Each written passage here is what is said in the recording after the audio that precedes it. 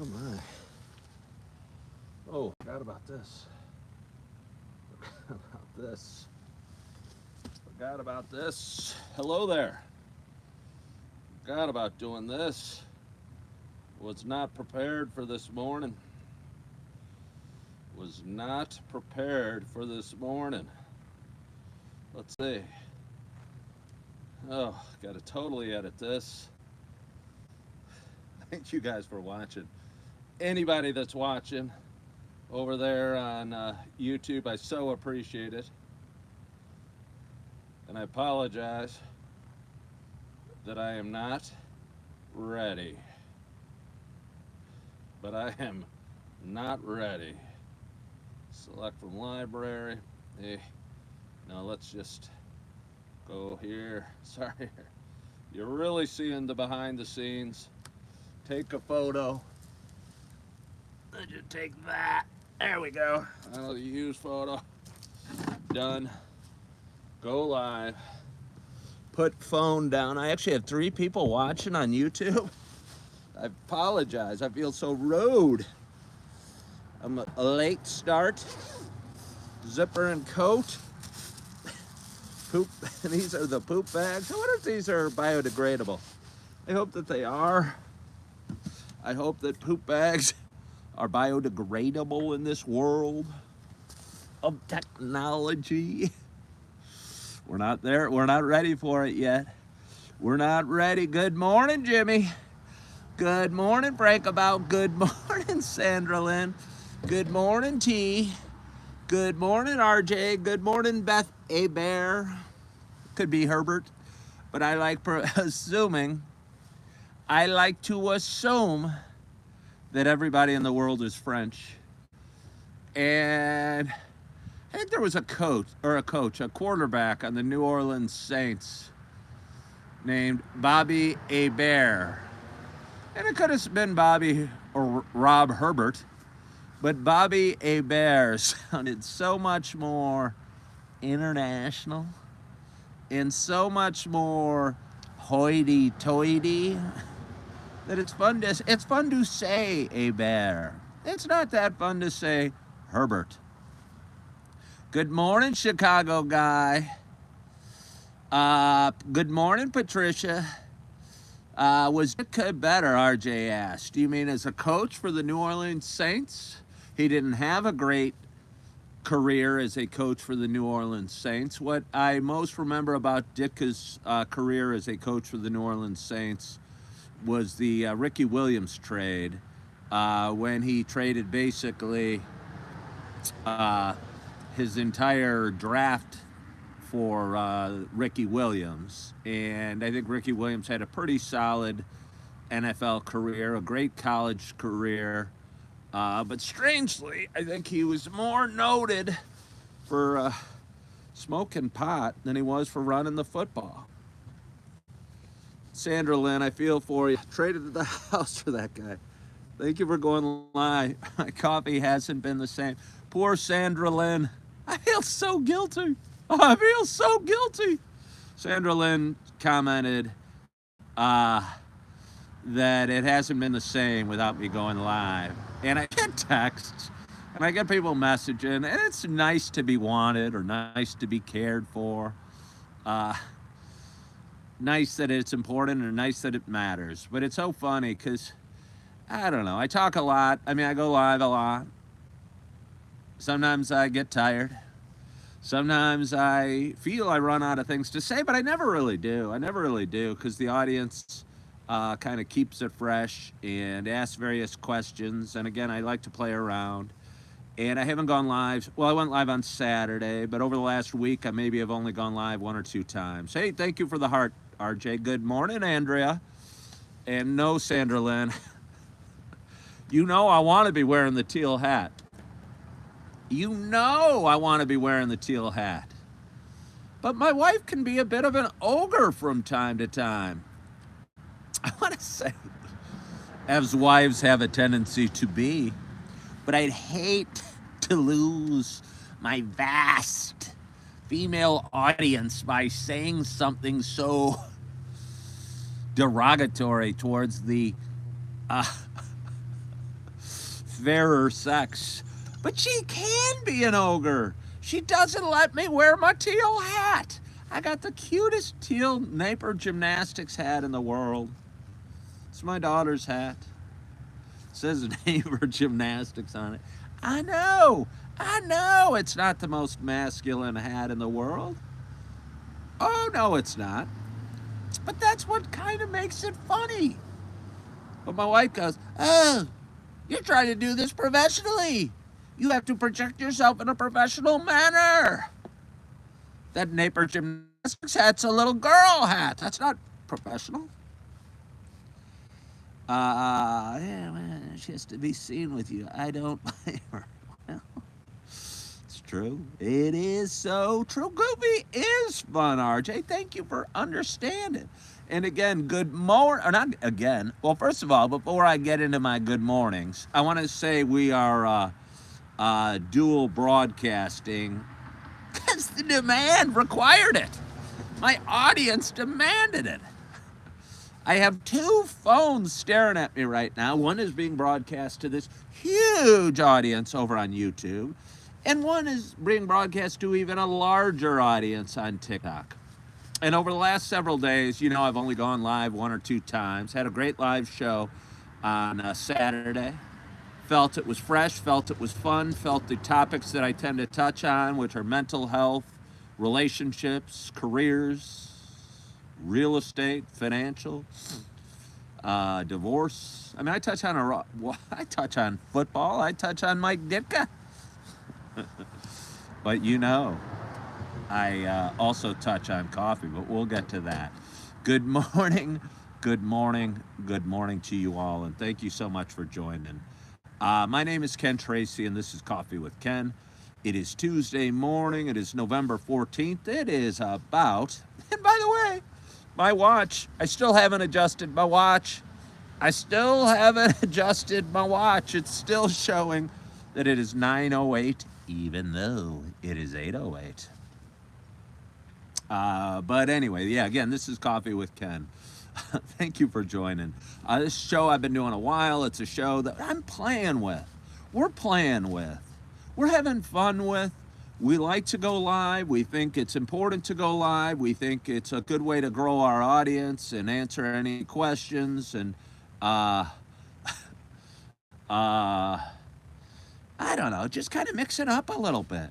But we've been having so much fun mixing it up. And I think in life we improve by trying some things. Hello there on YouTube. RJ's over there and Jimmy's over there wanting to know what the weather is like this morning. And I'll get to the weather right now because it's a valid question. And it's part of the reason I'm dressed as I am. I was, again, another wife issue.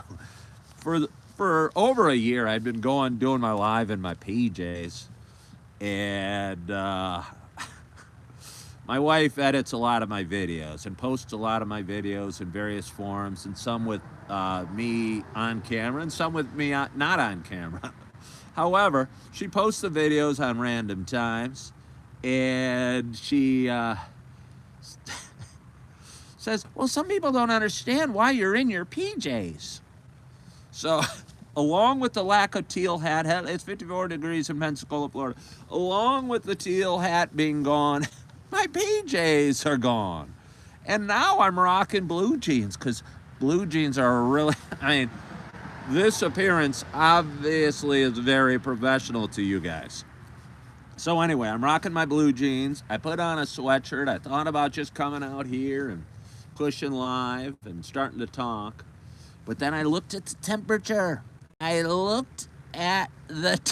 Sandra Lynn, blue jean baby. I wish I knew the songs, but I don't know the words to Elton John's song. Pretty eyes, da da da.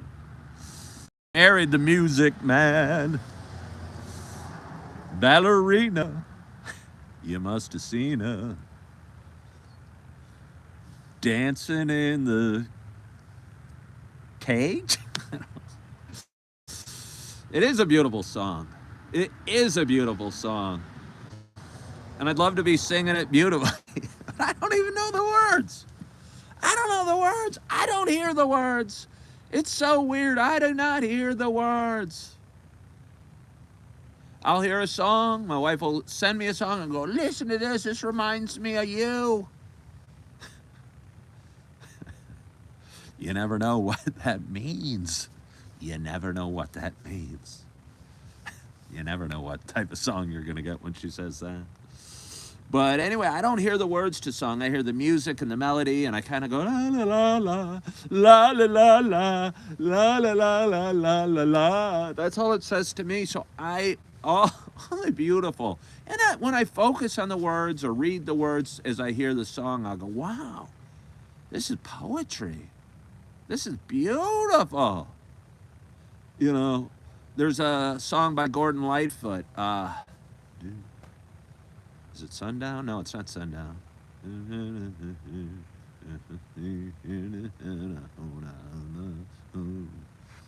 Not Sundown. Not Sundown. I'm sure this is very interesting to you. What's the song I'm thinking of? What is the song I am thinking of? What? Wait. You have to take yourself seriously or no one else will. PJs don't scream serious. Did I ever listen to Tom Petty? Of course I've listened to Tom Petty. And honestly, is it Sundown? No, but I mean, I know that song, but there's another one. Oh, if you could read my mind, love, what a tale my thoughts would tell. Just like an old-time movie, on a thoughts on a wishing well, in a castle dark or a fortress strong, with chains upon my feet. I don't know. If you could read my mind, it's a great song. Do you have a story of your last dance with Mary Jane? No, I don't. I don't even remember the last time I smoked pot, and I often cite October 28th of 2021 as the last time I drank or smoked. But the truth of the matter is, I did not smoke pot that night. So I don't have a song about my last dance or a thought about my last dance with Mary Jane. I'll tell you, I think that should say it enough. It was so not impactful. It was so not impactful that I don't even remember the last time I smoked. And I think that's why I quit smoking, because I'd smoke and it'd be 10 o'clock in the morning and I'd go, I kind of like that taste. It kind of feels good. And then I just kind of get in my average kind of run-of-the-mill kind of not feeling that great, not feeling high, not feeling happy, not feeling joyous, just kind of feeling down here. And I realized it wasn't doing anything for me at all, really. You know, I could function at whatever level I was functioning. Smoking or not. And it just wasn't doing anything for me. And again, I just kept wanting to find something that worked. And again, I didn't mean to start talking about pot, but again, I was looking for a high that no longer existed. And I'd be trying different blends, and I'd be having friends over and trying it standing on my head. But nothing I tried would get me high anymore. And it just didn't feel good anymore. So that's my story about my last dance with Mary Jane. It just didn't do a damn thing. And it didn't make me high, it just made me feel like a loser. Good morning, Josh Ogrand. Starbucks' coffee is on sale at Mariano's. I appreciate the inside information, Sandra Lynn. I'll give you a little story about Mariano's. And I don't like to talk about... Oh, somebody asked where Everlasting Bloom is. She's over on YouTube. She's over on YouTube today. And she's asking me some questions. Speaking of some questions, does quitting drinking and smoking change how you raise teens? Well, it makes me, I think, a more loving father, a more understanding father. I think I have less anger and less And I think it all stems, and I was just talking about it, and I still haven't had my coffee, so let's not talk too long. Hello, Atwood. But I think when I was drinking and smoking every day, I was a little more, I was, had a tendency to get angrier or be more uptight or be less joyous or be less happy. Uh, because I think again I was looking for a high that wasn't there. And I was looking for a buzz that was no longer there. And I'd be sitting there. And this morning, I'll tell you a little story. My younger stepson was early from school, and I think there would have been a lot of times, 3 years ago or whatever, if he had extra time, I might have been uptight and I might have been bothered that he was there. And it doesn't sound good, but it's true. I might have been bothered that he was there or wishing he was off to the bus. But instead, this morning, because I no longer drink or smoke, I could enjoy the moment, I could enjoy the now, and I could enjoy his company. And instead of me being uptight and wishing he could go off to the bus or wishing he wasn't in the room with me, I said, "Hey, William, let's watch that Dirty Harry scene where Dirty Harry, Clint Eastwood, points his gun at the bad guy and says, 'Do you feel lucky, punk?'" William's a 9-year-old boy. He thinks guns are pretty cool. He tells me about all these guns he looks up and, you know. So anyway, I flipped on YouTube and we went to the scene where Dirty Harry's there and he's getting the bad guys and he's pointing his gun and saying, "Do you feel lucky, punk?" And it's a classic scene. It's a scene that reminds me of my younger days. It's a scene that came out in 1971. And what I like to think is it makes my stepson a little more culturally aware because it educates him on one of the great actors and turns out to be directors and movie stars from Good Morning. You know who's going to be excited to see you guys? Holly. Oh, you went to Michigan State? Yes, I did. I hate to ask what year did you graduate. My ex-wife went there. Oh, really? Yeah, I probably told you that before. Like 95. Okay, she was probably 93 or 4, so she's not too far behind you. But anyway, go green. I don't really mean it when I say it. A woman just walked by, wearing a Michigan State hat. And my first wife, Nicole, went to Michigan State, and her family was from Michigan, and I went to Illinois, and I don't know. I went to Illinois, and I never liked to cheer, "Go Green." Maybe I had a little school envy. Good morning, music loving mom, and I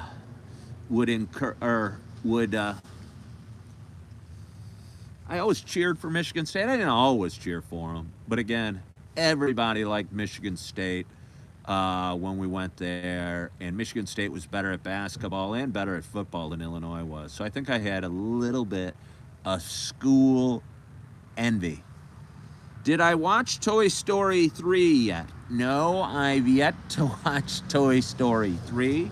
We kind of phased out the Toy Story thing for a while. My son Augie was loving it, but he's now moved. Well, not only is my son Augie watching Dirty Harry movies, but he's watching Elmo still, and he still loves Cookie Monster. But I'll tell you what. Good morning, Trey McClure. Thank you for joining over there on TikTok. I will tell you what. That Augie is into a car phase. He's into a car phase. And it's so cute because about, 3-4 months ago, he really got into books. And obviously we love that he's into books, and I love reading him books. But also the little boy in me also loves cars. Good morning, Cynthia Lewis. I love cars. And he'll bring out his cars, and I'm now organizing our house. I felt it was mine. I'm a little OCD. I like to have a little more organized house than the 5 children that live in the house do.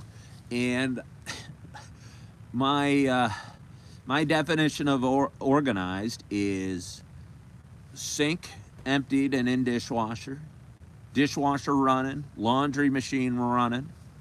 In a perfect world, both washer and dryer would be running because that makes me feel really productive because, they're doing work while I'm doing other things. And all the toys in the kid room and living room vacuumed. Hello, Rick. That is my idea of organized house. So anyway, I try and sort it that way. But Augie, of course, will get the toys out of the toy room and bring them in the living room and put them on our living room table. And he and I like to push our cars back and forth. And he just thinks it's so neat. Although every once in a while, to be honest with you, he'll take his arm and go, ah! As if he's like King Kong swatting planes away on the top of the tall building in New York. Name the tall building in New York. Help me. Empire State Building. Help. I wonder how many of you guys have actually seen the original King Kong from like 1933. Your YouTube is repeating itself, so it seems. I don't know what that means, Jimmy. I don't know what that means. My definition of clean is throwing everything away. Yes. I believe that I believe less is more. I like to call myself a minimalist. I'm not one of those crazy guys, but I moved a lot. I've had a lot of relationship turmoil. And when you have relationship turmoil, you tend to need to move a lot. And as a single guy, when I was young, I thought, I was 23 years old, or when I rented my first apartment by myself in Chicago. And I thought, just to be cool, you moved every year. And I'll tell you what, moving every year is an exhausting way to be, and expensive way to be, and silly way to be. But again, I'd move and I'd get more money and I'd move to a nicer place. And to be honest, the first place I had was super nice. But I kept moving, and I thought change made life better. And I'd have a really cool car, and I'd buy a new car just because I wanted to be cooler.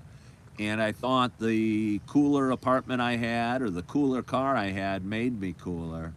What it really did was just make me, I don't know about cooler, but poorer. I might not have been poor at the time, or broker, because I was spending money on cars and, homes and other superficial stuff that didn't really do me much good.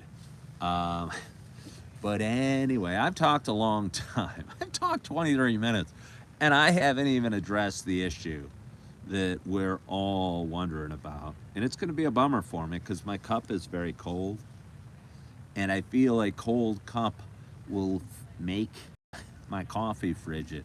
I so appreciate everyone that's doing such a great job slamming the likes on YouTube or on TikTok. I look over on TikTok and I see 1.6 thousand likes. That means you watchers over there are slamming the like and feeling pretty productive and feeling pretty purposeful, and probably have blisters on your fingers. So I've got blisters on my fingers. So I appreciate you doing it. We're up to 1,700 likes. I think what's fun on TikTok, when you hit 2,000 likes, all of a sudden it explodes. And all of a sudden I go from like 25 people watching to like 150 people watching. So we're about to hit that, and I so appreciate you. And while we're doing it,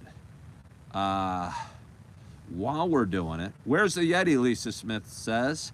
Well, Lisa Smith, that's a good question. I'll tell you what, I did bring it to church the other day. For those that know me well, you know I have two Yetis. I have a black Yeti and I have a purple Yeti. And purple's my favorite color. And it is the color of the Yeti my daughters bought me last Christmas. And I did a whole video how excited I was. I hoarded it. I didn't want to dirty it. So I didn't use it for the first couple months. And I don't know, somewhere around February, I decided to crack open it, and I was so excited to use it use it for the first time. And on Sunday, I met my daughter Erin, who's my oldest girl, out for church on Sunday, and I had my purple Yeti, and she goes, "Hey, we bought you that Yeti." And I go, yes, it's my favorite. So that's where my Yeti is. I'm not using it. I'm using a coffee cup and my carafe. And yes, you can buy this carafe on the link on my bio. So thank you so much for liking all my talking and my stuff. But anyway, for those that have been watching a while, you know it's not just a show about me talking. I almost feel I'm too late to do this. Probably don't even need any more coffee. But when I drink coffee, it's really not about needing. It's not about your need. You don't need more coffee. You crave more coffee. You want more coffee. You yearn for more coffee. And I'm yearning for more coffee right now. And I hope on this cool day here in Naperville, Illinois, that wherever you are, whatever you're doing, that you got a hot cup of coffee in front of you, just like I do. And I wonder how many people out there have cups like I do that actually say coffee with Ken. I think you guys are all super cool.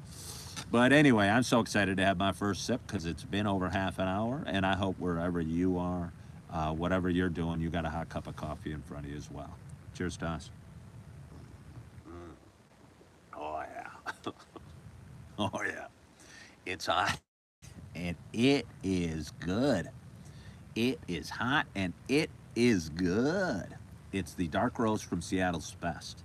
I think it's called Henry's. Could be Harry's, but I think it's Henry's blend. Sandra Lynn, who is a local Napervillian who lives probably a mile and a half from where I live, and I frequent the same grocery store. And she alerted me to a sale on Starbucks coffee over at Meijer. And while I do appreciate hearing that they're on sale, I believe that Mariano's on sale at Starbucks coffee is $7.99. And value conscious. I'm having all sorts of internet troubles all of a sudden. Did you get the gingerbread holiday Starbucks yet at Target? No, I have not. Fun Fred McLaughlin asks if we're having coffee this morning. He missed me the last. Fun Fred, it is so good to have you back. It is so good to have you back, Fun Fred.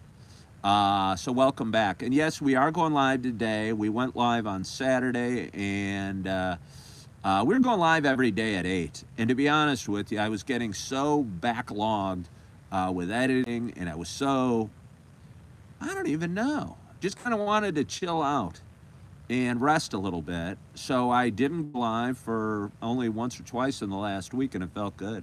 All the Christmas coffee at Mariano is buying the Christmas decorations. Sandra Lynn, you know my pain. It's a little odd because Mariano's organized their coffee in a strange way, in my humble opinion, which isn't so humble, I'll be honest with you. And I was there the other day. I was looking for the pumpkin spice coffee, and it wasn't by the coffee. But I continued my shopping and diligently went around the store with my little cart. I like the little cart at Mariano's. It allows me a lot more maneuverability. And ended up finding it in the chip aisle or something crazy with that. What did you do? Did I get donuts on Sunday? Sandra Lynn, excellent question. No, I did not get donuts. I thought about it. I did not get donuts on Sunday. It'd become a habit of mine to go and get donuts on Sunday morning and bring them back for the family. And it had become a problem for me, a bit of a problem. You know it's a problem with your donuts when you're not only doing it on Sunday, but you're stopping by maybe on a Wednesday or Thursday and bringing back a dozen donuts. And if you're getting 2 or 3 dozen donuts a week, it takes the specialness away from the donuts a little bit. So I elected to not go on Sunday, but I will give you some good news. My wife went to Sandra Lynn and Jimmy are both bringing up good questions. My wife went last night to Mariano's. I think she was itching for some candy, to be honest with you. Don't tell her I told you. Forget what she wanted, but Laffy Taffy. She wanted Laffy Taffy. I don't even know what Laffy Taffy is, and I think I might know what it is, but I got no desire for it or no want for it or no craving for it, and I've never had a desire or want or a craving for Laffy Taffy. My wife does. So anyway, she went last night and they did not have Laffy Taffy. She came back with something else. But more importantly, when I came down this morning, she was up early. She was up so early, I'm not even sure she ever went to bed, but we won't go into that story. And I'm sitting there drinking a cup of coffee with her, and she goes, "Oh, do you want an apple fritter?" And I go, "Why, yes. Why, yes, I do want an apple fritter." And she goes, "I went last night to Mariano's." And I knew she went, but she goes, "I thought about buying a dozen donuts so we could all have some. But then I bought a box of 4 apple fritters so you and I could have some." And it made me feel a little better. Not only did I know I was going to be getting an apple fritter, but I know I wasn't alone with my dark, devious thoughts.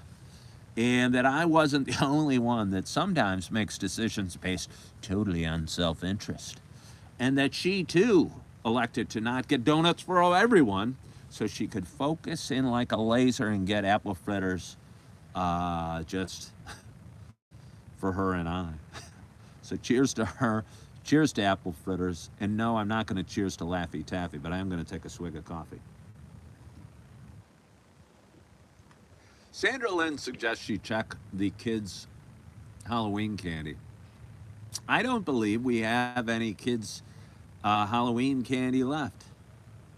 She wants me to tell you. She wants me to tell you. She bought a box of 4 apple fritters. She ate 3 of them and gave me 1. And she got them maybe 12 hours ago. So she has had, I wasn't going to bring it up. But she brought it up over on YouTube for anyone that cares. She had 3 apple fritters in the last 12 hours, and I had just 1. I could use another apple fritter.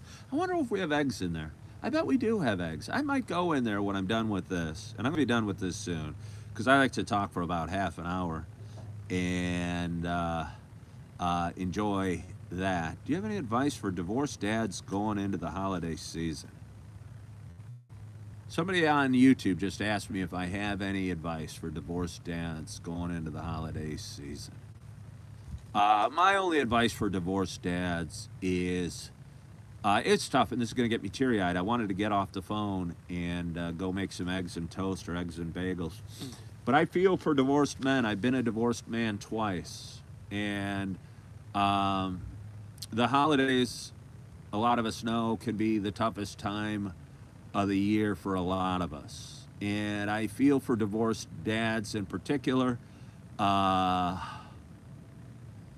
because they're away from home. Sure, they might have a house or they might have an apartment or they live somewhere most likely.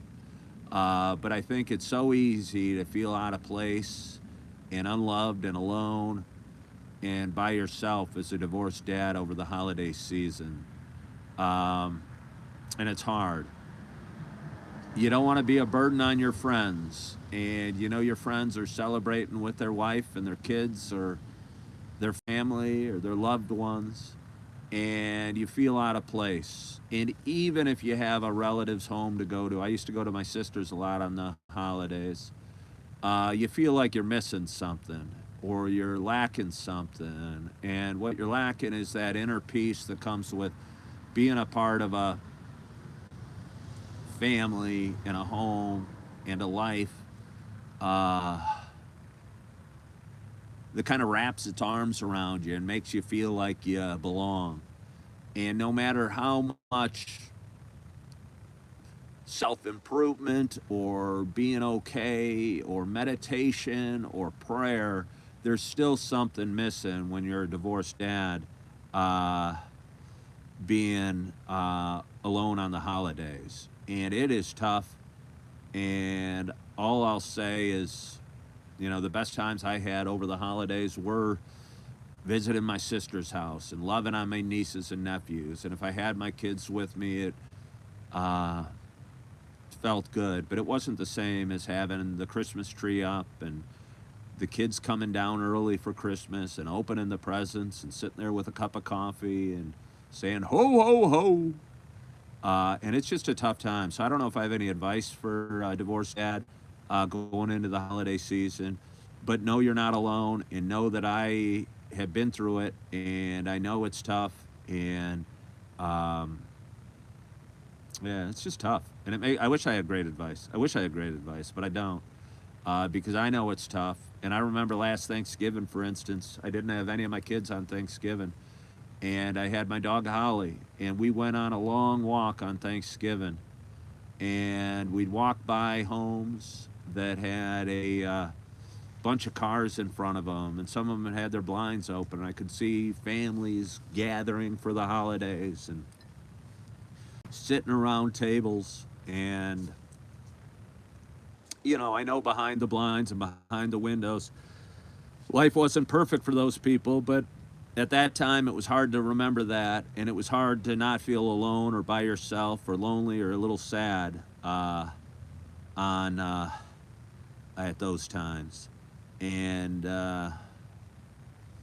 yeah, again, I'll say you're not alone. Do a little prayer, work on yourself, try and find a good movie. I think there's some really good movies that are played on Thanksgiving for the people that are alone. And I think there was like a Godfather marathon on TNT last year. And while all the other families were basting turkeys and eating pumpkin pie, I was going on long walks with my dog Holly and watching a Godfather marathon. And I don't know, it got me through it. And I'm looking forward to this Thanksgiving. And when you get through the hard times or the lonely times or the sad times or the depressed times, I don't know, there are good times ahead, but it's so easy to forget that and try not to. So, drink a little coffee. But anyway, I've been talking about 37 minutes. I have been talking 37. Okay, somebody said go on Tinder. And I was talking about it this morning. Advice I have for a recently divorced or guy going through separation, I think the first instinct we have if we're cast away from the home is try and fill the void. And the two, I think, worst ways to fill the void is by trying to date again or trying to find a woman or to please your carnal instincts or to get drunk or to get high or to go to the bars or to do all those things that I think are our first instincts. And sometimes our first instincts are our worst instincts. And I think a lot of us seek companionship, and what we need to find is companionship and peace within, and realize that finding a replacement for a night isn't going to make you feel good, whether it's at a bar or in a bottle or on Tinder or on a dating site. And I'll just tell you, you're better off going it alone and feeling okay and working on yourself and getting through the hard times and feeling the feelings and experiencing the feelings that come with divorce, because it's a sad time and it's a hard time, and it's gonna hurt. So anyway, I'll drink a little more coffee. I so appreciate you guys all for joining. I so appreciate you for following along in my show and being a part of my adventure and following along in my journey. And I appreciate you guys for hopping on today. And I appreciate all the love and support you give me and the texts that go, hey, where have you been? You're not going live. You're going to go live? Am I going to ride the scooter? I sure as heck am. If given an opportunity, I'm going to ride my scooter. I have been riding it a lot this fall and enjoying the heck out of it. And I'm looking forward to riding it today. I might ride it to the gym, and looking forward to my day. And I hope you're looking forward to your day as well. I hope you're enjoying yourself. I hope you're enjoying your morning. I hope you're enjoying your coffee. If you're like me and you're blessed with blue sky today, I hope you're enjoying the blue sky that is behind me or is behind you. And hope you're looking forward to your day. Hope you got a great night's sleep. Hope you're feeling good. I hope you're loving yourself. I hope you're forgiving yourself. And as always, I hope to talk to you soon. Bye-bye.